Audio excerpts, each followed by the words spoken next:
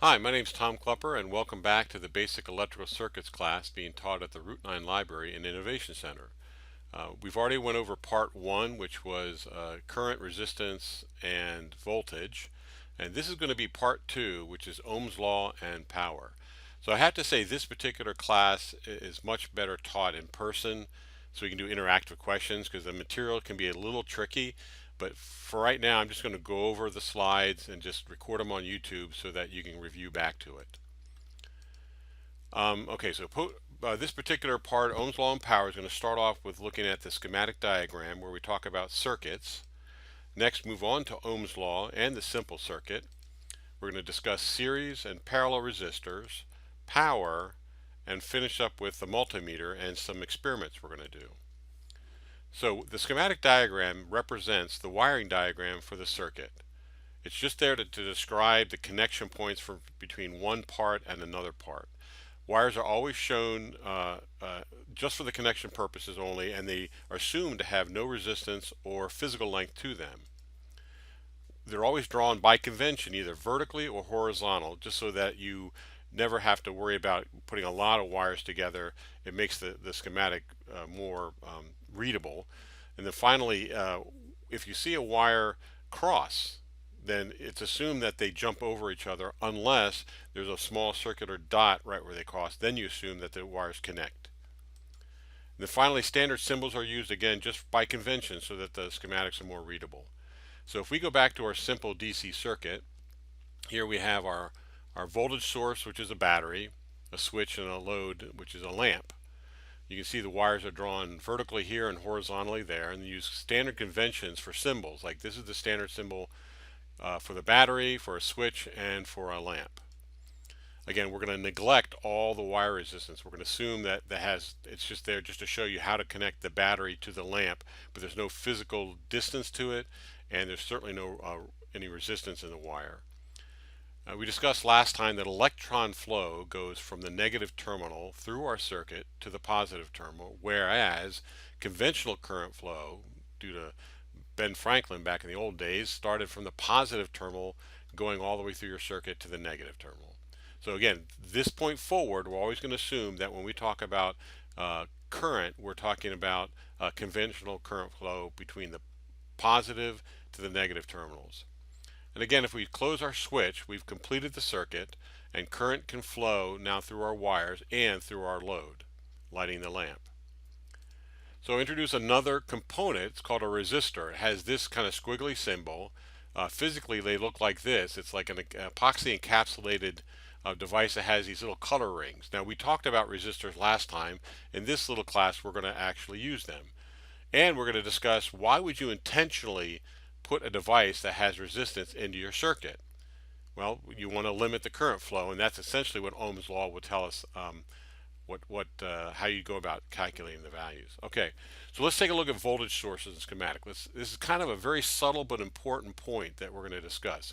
So here we have a battery with our plus or minus terminal. If we were to measure the voltage across the battery, one of the things you have to note that the voltage has to be referenced from one terminal to another, or one point in the circuit to the other.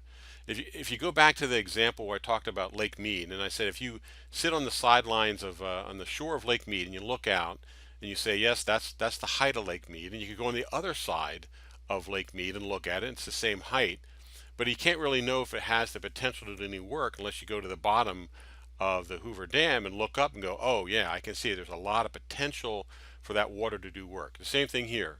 A battery just at a single point has no voltage unless you reference it to its opposite side. Now, if we take and draw the little wires of the schematic up and over like this, the voltage across that battery is still the same. All we've done is just moved the wires to this point. It's still V battery.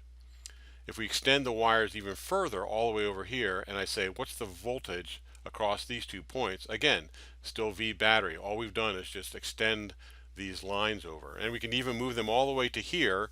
Still, the voltage here is V battery. So between this point and this point is the voltage of the battery.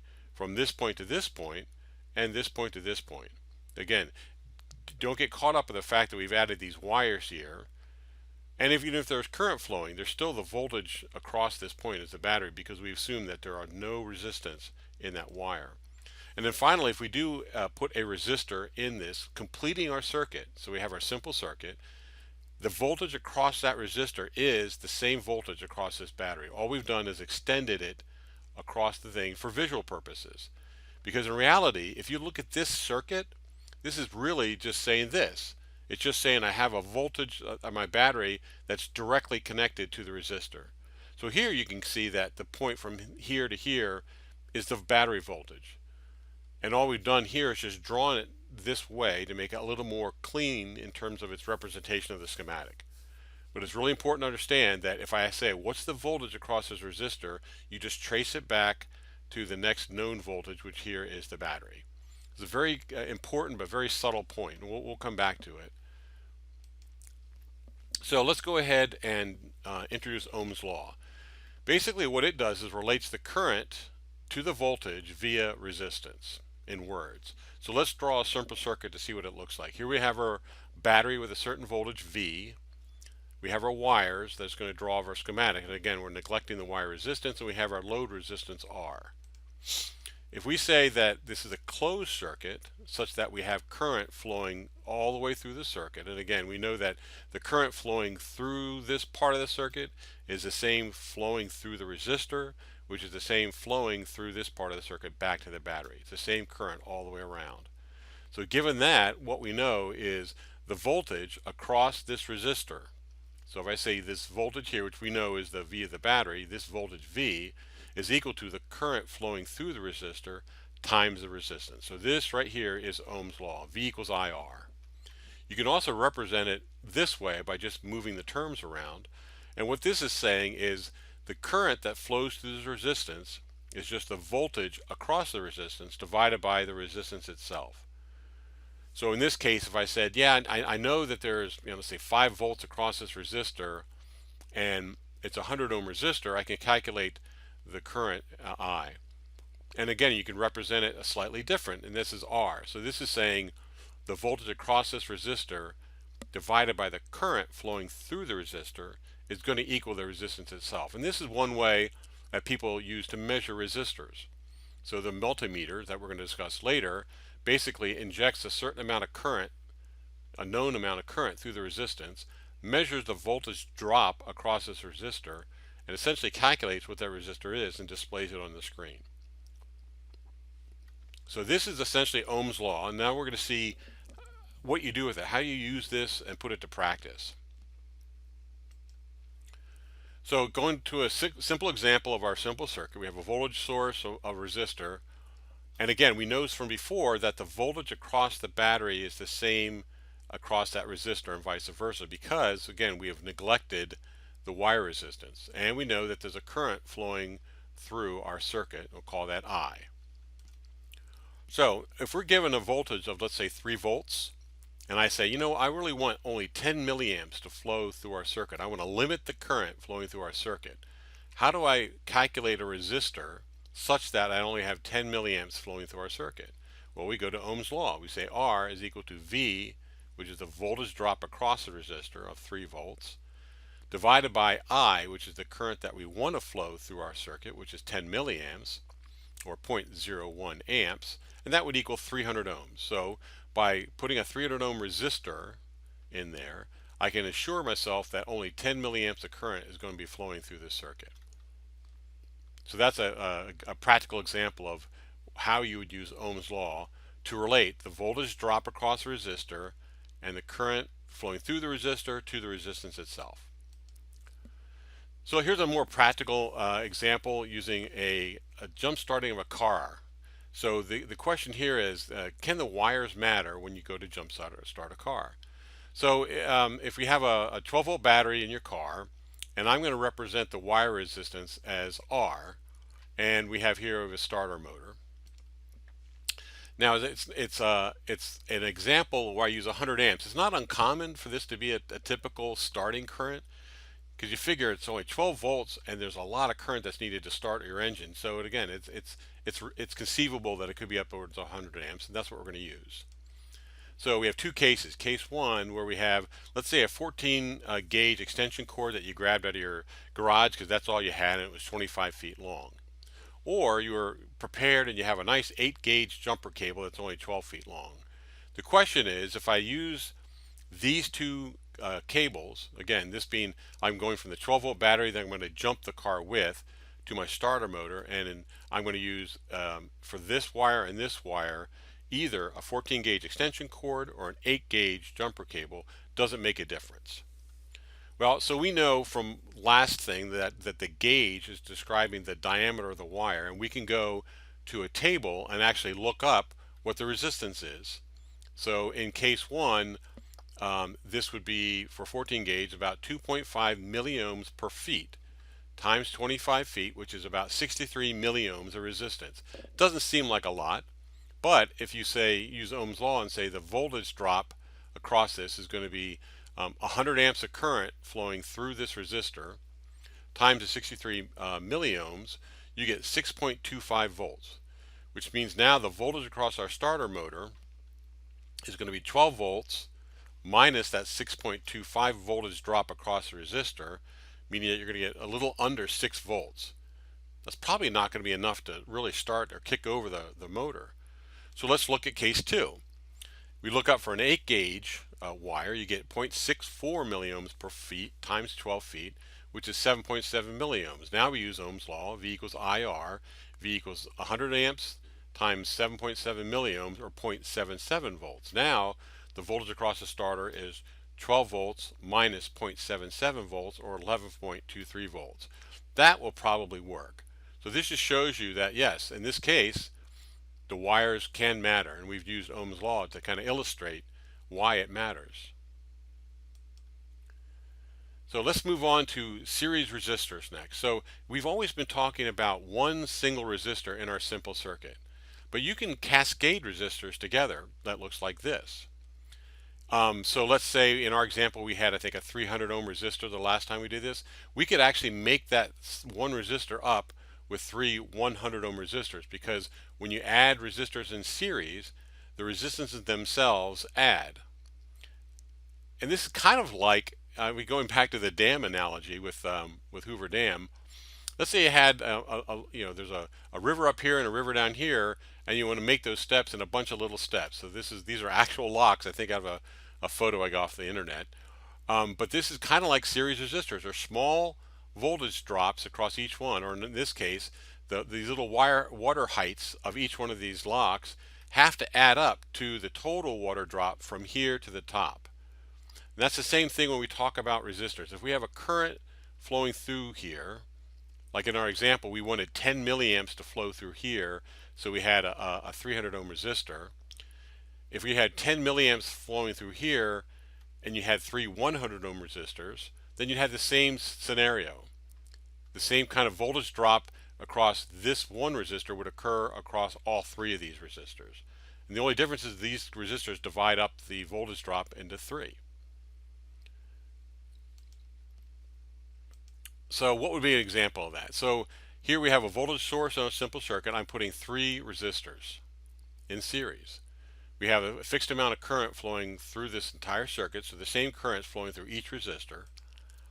Now when we look at the voltage drops, we have V sub S is our battery. We have a voltage drop across R1, a voltage drop across R2, and a voltage drop across R3. And we know that from our example of the multiple locks, that the voltage drop across, if you add up the voltage drop across R1, R2, and R3, they all have to equal V sub S. So you can kind of write this as an equation. So V sub S has got to equal V1 plus V2 plus V3. So all of these voltage drops have to add up to equal V sub S, just conservation of energy. So you could even replace the voltage of each one of these with Ohm's law, V equals IR. And since it's the same I going through all three of these, you can say that I is R1 plus R2 plus R3. And you can rearrange the I to equal this, V sub S over R1 plus R2 plus R3. And then if you solved for a particular, let's say V2, and the way you do that is, look, I have the total I going through my circuit, V sub S divided by all three resistances summed up, I can say that V2 is just the total I times R2, which would just be the source voltage times R2 all over R1 plus R2 plus R3. Now again, you're not going to have to remember these formulas. For any particular scenario, you would just look up a formula and just calculate it. But I wanted to show this to you because what we've actually done here is we've taken V sub S and we've reduced it to V sub 2 by using these resistors. We've made what we call a voltage divider. And this is a practical example. Is if I want to reduce a voltage, I can just use a series of resistors. You don't even have to use 3, you can just use 2. But you can see how the voltage is scaled literally by the ratio of the two resistances, or in this case the 3.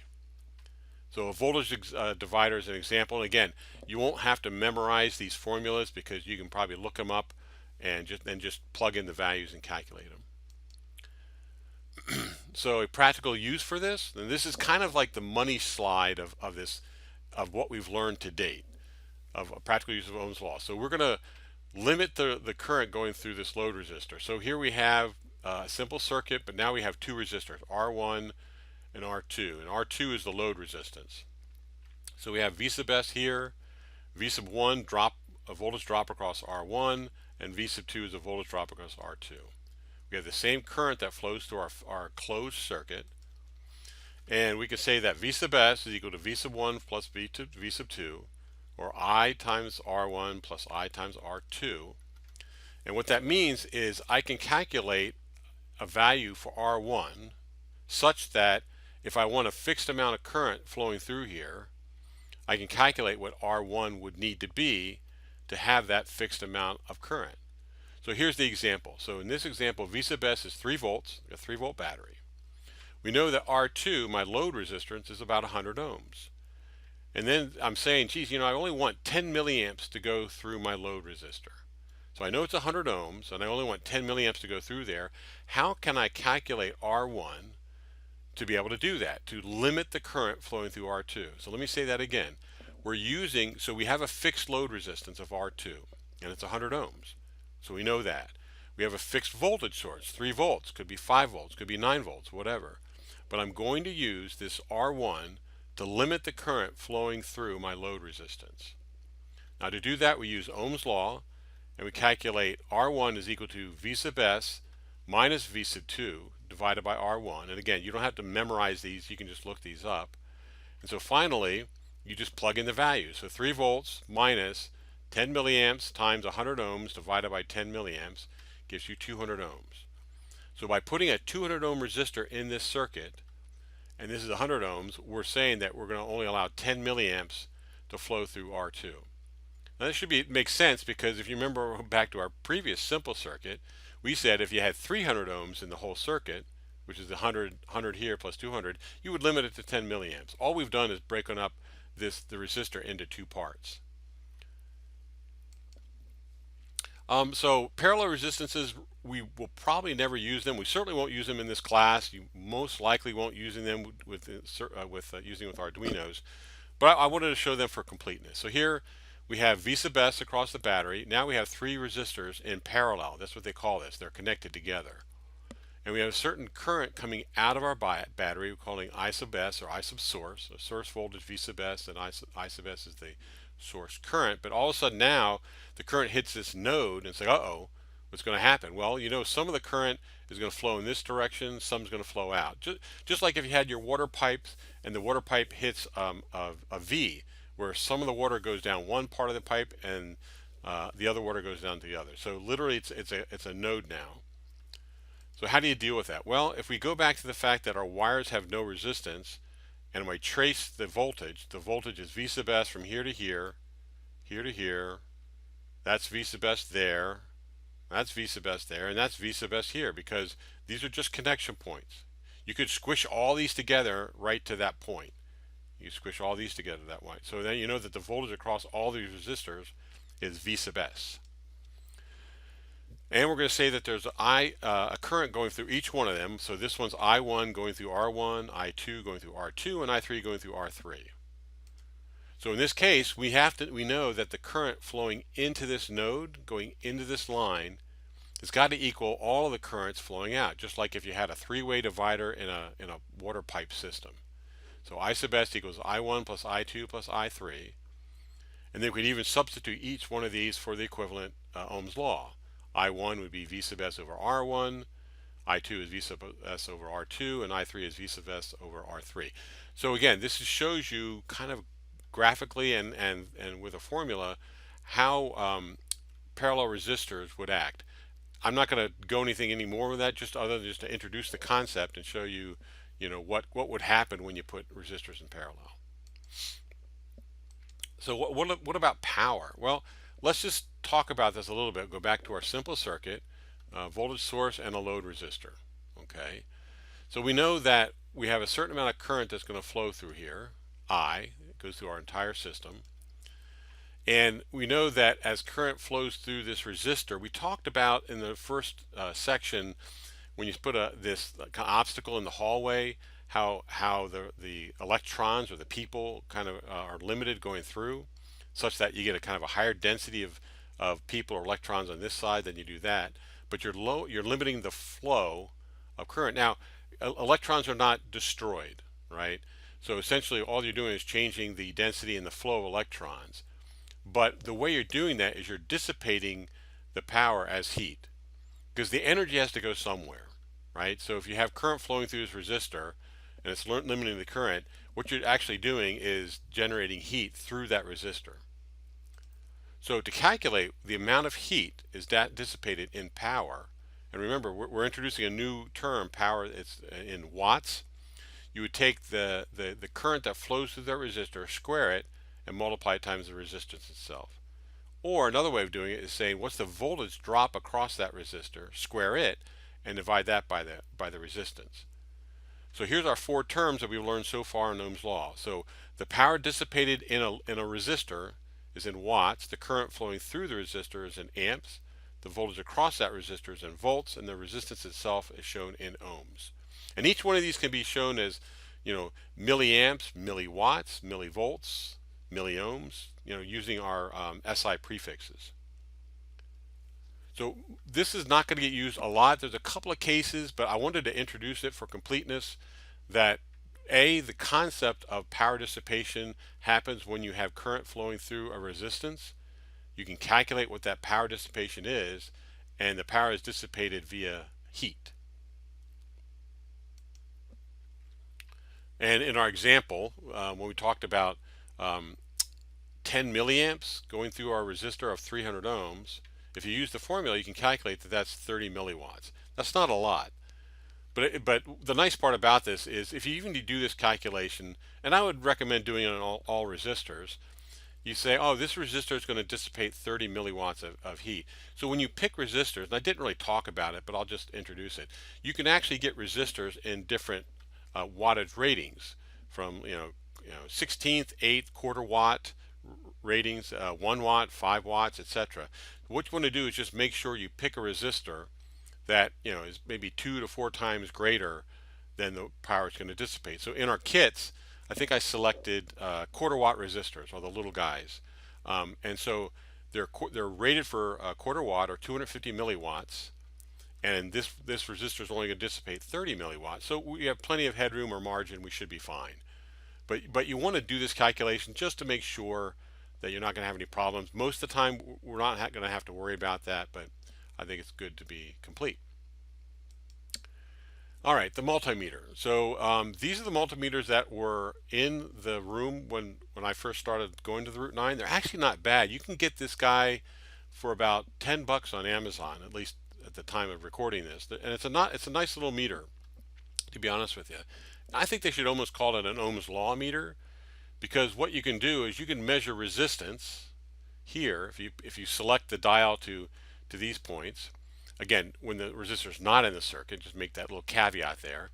And I can measure at a range of what this says is a range of 200 ohms or less, 2,000 ohms or less, or 2 kilo ohms or less, 20 kilo ohms or less, 200 kilo ohms or less, 20 mega ohms or less, or 200 mega ohms or less. So depending where your resistor is, you would select the range that's most appropriate. You can also measure DC current. I'm sorry, DC voltage over here. And you can measure the voltage in the circuit or out of the circuit. So again, you can measure 200 millivolts, 2000 millivolts, which is 2 volts. Here's the 20 volt reading setting, which is most likely what you're going to use. 200 volts and 500 volts. I don't recommend doing anything with any circuits that are this high in voltage. Yeah, I'd mentioned before that that you can learn everything you need to know with electric circuits with batteries. You don't need to use anything from the wall, and I still believe that and support that. And then you can measure current. You can only measure current in the circuit, because remember, current can only exist in a circuit if it's a closed loop circuit. So this actually has to be inserted into the circuit.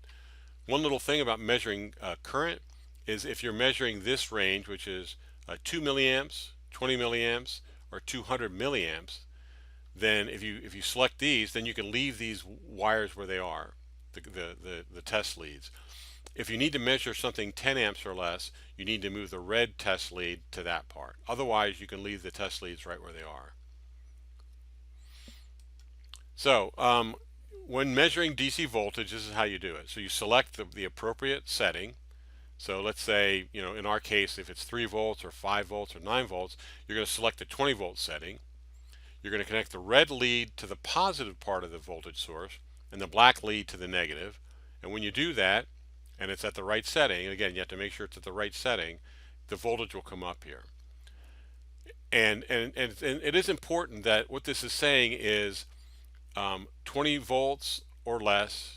This is 200 millivolts or less, or 2 volts or less. So if you have a 3 volt battery that's greater than this setting, you're going to want to select that one. And the other thing is, if you were to put this battery in backwards, the only thing is you would get a negative sign there. And all that means is that your polarity is reversed. It doesn't mean that there's a negative voltage. There's no such thing, really. All it means is that the way you've hooked it up, it's expecting the positive part of the DC voltage to be on the red line and the negative to be on the black one.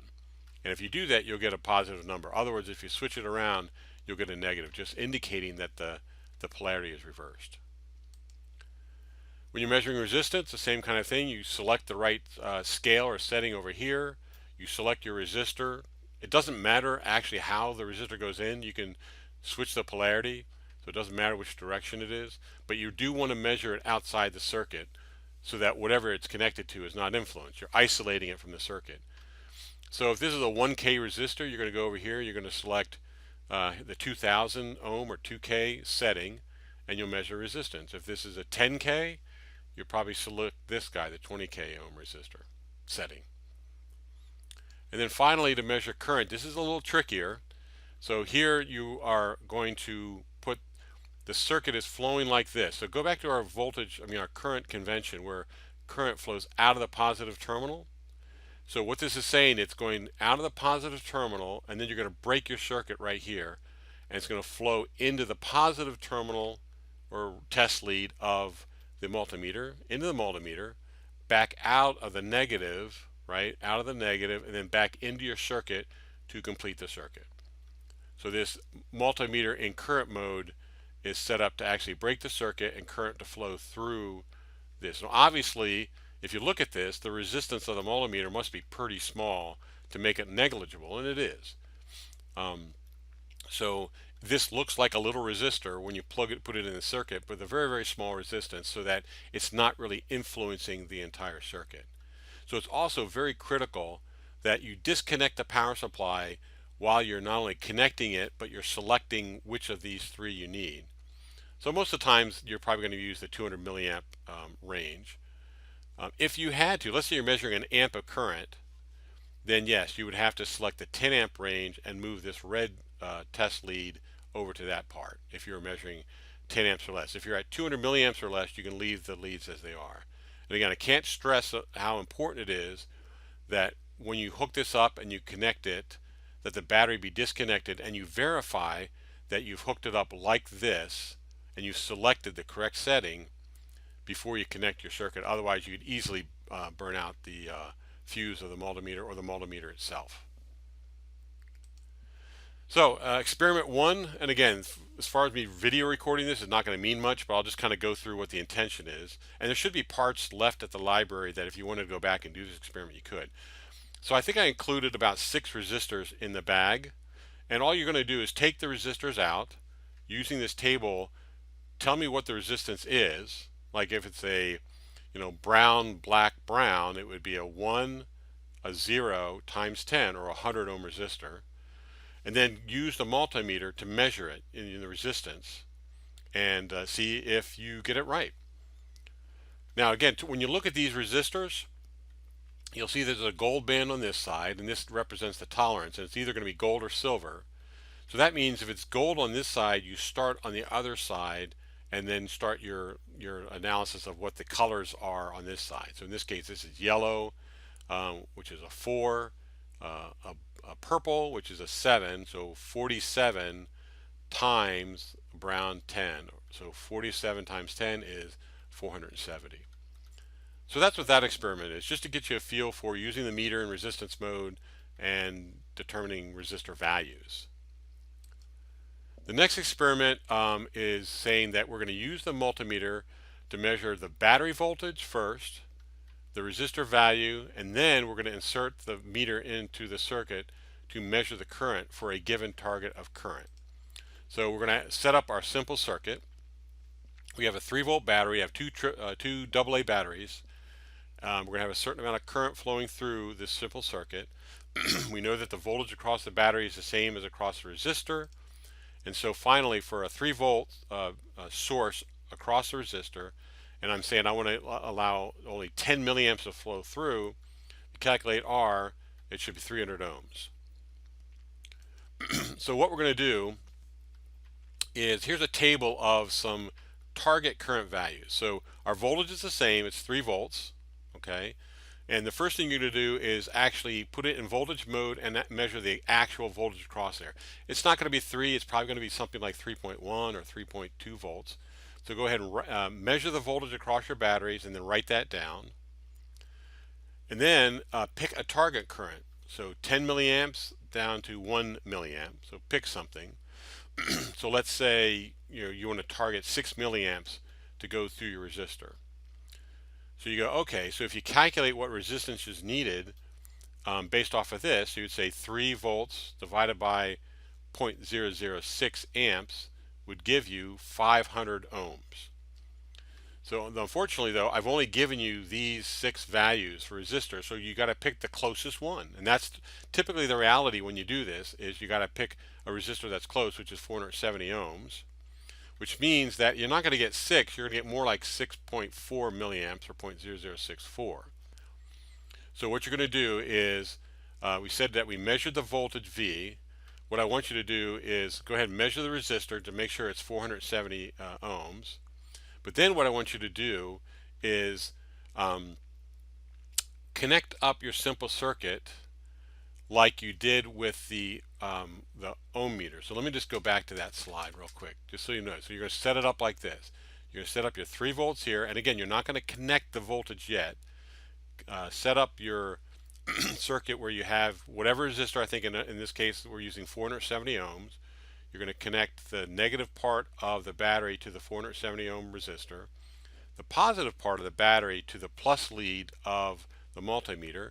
You're going to select the 20 milliamp range, which is really important, and then you connect the negative part to the positive part, or this part of the resistor.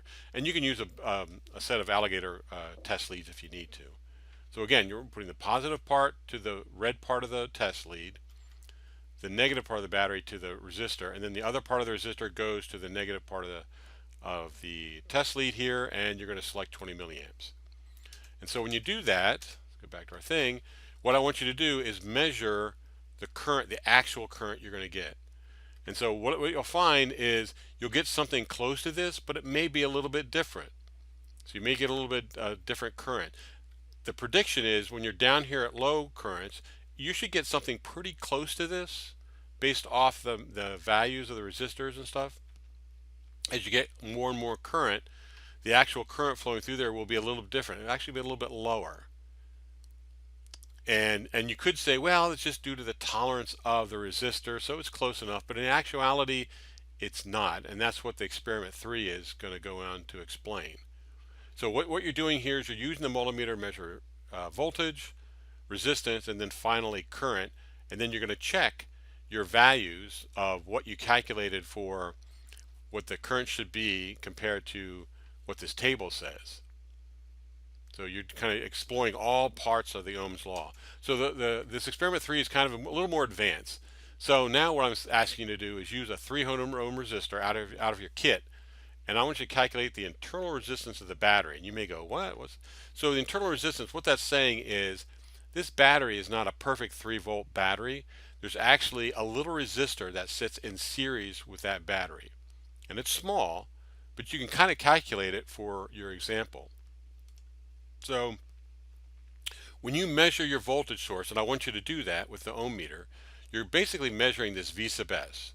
And again, it's probably going to be 3.1, 3.2 volts. So I want you to do that and then write that down.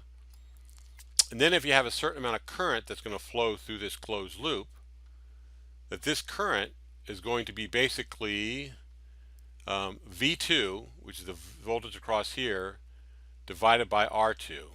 Okay, so the voltage drop across this resistor, right, divided by this 300 ohm should equal the current.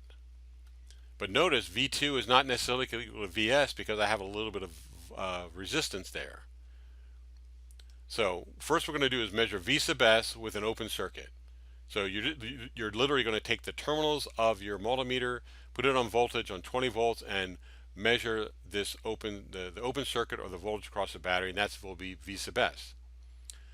Then I want you to measure R2 just to verify exactly what the resistance is. So you're writing down what V sub S is exactly, you're writing down what R2 is exactly.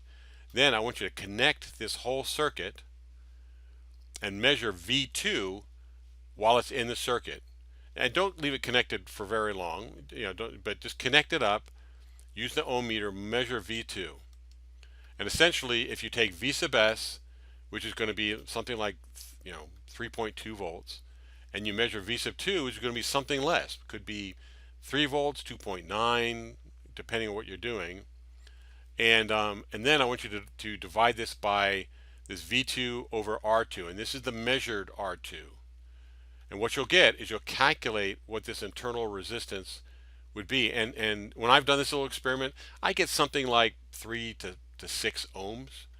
So it's not a lot, but again, it's enough that if you're trying to really dial in what's going on over here in terms of current, etc., you're going to need to take that into consideration. And this will answer why in the previous experiment, when you did 10 milliamps, you only got like 9. So that basically ends part 2, Ohm's law and power. Again, there's a lot of information there. It's got some tricky concepts, but you can see that the main reason you do this is that you're trying to limit current going through a load resistor. And we're going to use this next time when we talk about sensors and in the Arduino. So thanks for listening, and we'll see you on Tuesday.